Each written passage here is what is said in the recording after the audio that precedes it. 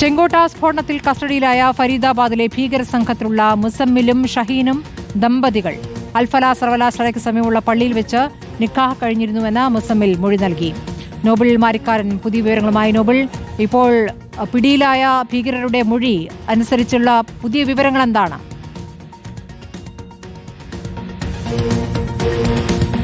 സ്മൃതി, ചെങ്കോട്ട ഭീകര ആക്രമണത്തിന് മുൻപേ മുസമ്മിൻ അറസ്റ്റായിരുന്നു. അതിന് പിന്നാലെ ഷഹീൻ ഷാഹിദും അറസ്റ്റായിരുന്നു. ഈ രണ്ടുപേരും ഇപ്പോൾ ഭാര്യ ഭർത്താക്കന്മാരായിരുന്നു എന്ന വിവരമാണ് പുറത്തേക്ക് വരുന്നത്. മുസമ്മിനാണ് ഇതുമായി ബന്ധപ്പെട്ട മൊഴി എൻഐഎക്ക് ഇപ്പോൾ നൽകിയിരിക്കുന്നത്. മുസമ്മിൽ പറയുന്ന പ്രകാരം 2023 സെപ്റ്റംബറിൽ ഷഹീനെ താൻ കല്യാണം കഴിച്ചു എന്നുള്ളതാണ്. തന്റെ സുഹൃത്തും ഗേൾഫ്രണ്ടും അല്ല, തന്റെ ഭാര്യയാണ് ഷഹീൻ എന്നാണ് മുസമ്മിൽ ഇപ്പോൾ വ്യക്തമാക്കിയിരിക്കുന്നത്. ശരിയ നിയമപ്രകാരം 5000 രൂപ അതുമായി ബന്ധപ്പെട്ട ശരിയ നിയമപ്രകാരമുള്ള തുക നൽകിയാണ്, മെഹർ നൽകിയാണ് ഈ കല്യാണം നടത്തിയത് എന്നടക്കമുള്ള കാര്യങ്ങളും ഈ മൊഴിയിൽ മുസമ്മിൽ പറയുന്നുണ്ട് എന്നാണ് ഇപ്പോൾ അന്വേഷണ ഏജൻസി വ്യക്തമാക്കുന്നത്. എന്താണെങ്കിലും നിർണായകമായ 2 പേരാണ് ഇവർ, മുസമ്മിലും ഒപ്പം ഷഹീനും. ഈ 2 പേർക്ക് ഫരീദാബാദ് സംഘവുമായി വലിയ ബന്ധപ്പെടായിരുന്നു. ഫരീദാബാദിലെ അൽഫല സർവകലാശാലയ്ക്ക് അടുത്തുള്ള പള്ളിയിൽ വെച്ചാണ് ഇവരുടെ വിവാഹം കഴിഞ്ഞത് എന്ന വിവരം കൂടി ഈ ഘട്ടത്തിൽ പുറത്തേക്ക് വരുന്നുണ്ട്. എന്താണെങ്കിലും ഇവർ ദമ്പതിമാരായിരുന്നു എന്നാണ് ഇപ്പോൾ പ്രധാനമായും വിവരം പുറത്തേക്ക് വരുന്നത്. നേരത്തെ തന്നെ ഇവർക്ക് ഈ സംഘവുമായി, പ്രത്യേകിച്ച് അൽഫല കേന്ദ്രീകരിച്ചുകൊണ്ട് നടന്ന ഭീകരവാദ പ്രവർത്തനത്തിൽ നിർണായക പങ്ക് ഈ 2 പേർക്കും ഉണ്ടായിരുന്നു എന്ന് കൃത്യമായി തന്നെ നേരത്തെ അന്വേഷണ ഏജൻസിക്ക് വിവരം ഉണ്ടായിരുന്നു. പ്രത്യേകിച്ച് ഷഹീന്റെ കയ്യിൽ നിന്നായിരുന്നു ഈ ബ്രസ്സ കാർ ഉണ്ടായിരുന്നത്. ആ കാറടക്കം